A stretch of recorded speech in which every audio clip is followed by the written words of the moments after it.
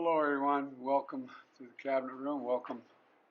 And it's great to see you all. We got some important meeting and business to do in a minute, but I do want to kick it off with one comment. Thank you, thank you, thank you, thank you. First, I want to thank you for your leadership. I know I may not look at it, but I've seen it for a while.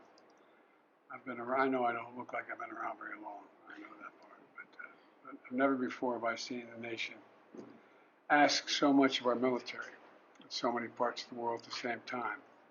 In Europe, you're equipping and training Ukrainian troops as they defend their freedom against Russia's vicious onslaught. In Africa, you're working with our partners to take terrorists off the battlefield. In the Indo-Pacific, you're building an alliance with Australia, Philippines, Japan, and Republic of Korea, and improving our relationship with India as well, and putting our nation in the strongest position we can possibly be in. In the Middle East, you have stepped up to defend against a range of unprecedented attacks on U.S. forces, Israel, and our partners across the region. And I look forward to discussing, I think you've been remarkable. I look forward to discussing all these issues this afternoon. Next, I want to thank you for your commitment.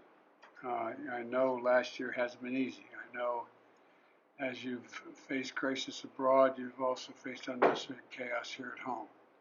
Polarized politics, which I'm sure doesn't confuse you at all, but it does me sometimes.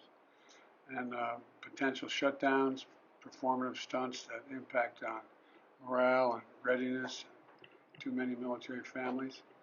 But you keep going, and you keep showing every person with most heart to serve. You're made up of an incredible group of men and women. And I know I've said it before, but I mean it. I don't think there's any comparable counter-argument. You're the greatest fighting force the world has ever seen. And that's a fact. And I've had a vow since I've been a young senator. That is that we have a lot of obligations, but only one overwhelming obligation: to prepare those we send into harm's way with all they need, and take care of them and their families when they come home and when they don't come home. And you've made progress on this front as well, in particular.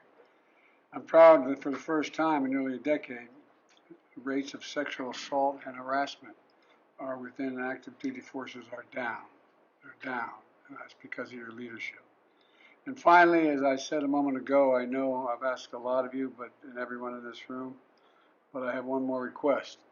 Please pass along my deepest thanks to all the servicemen and women under your control and under your charge. I really mean it. Right now, all across the world, we're defending our nation. They're defending, and every day they're risking their own safety and the safety of their fellow citizens. So this afternoon, I look forward to discussing a whole range of things and how I can continue to help support your needs and what you're doing for us. So I want to thank you again for being here, and I'm going to ask the press to leave when we get down to business. Thank you. President Trump, why debate in June? Why did she debate in June? Are you worried about having to see the poll?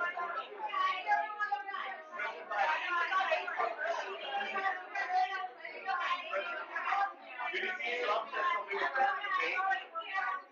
Would you? Why not debate a third time?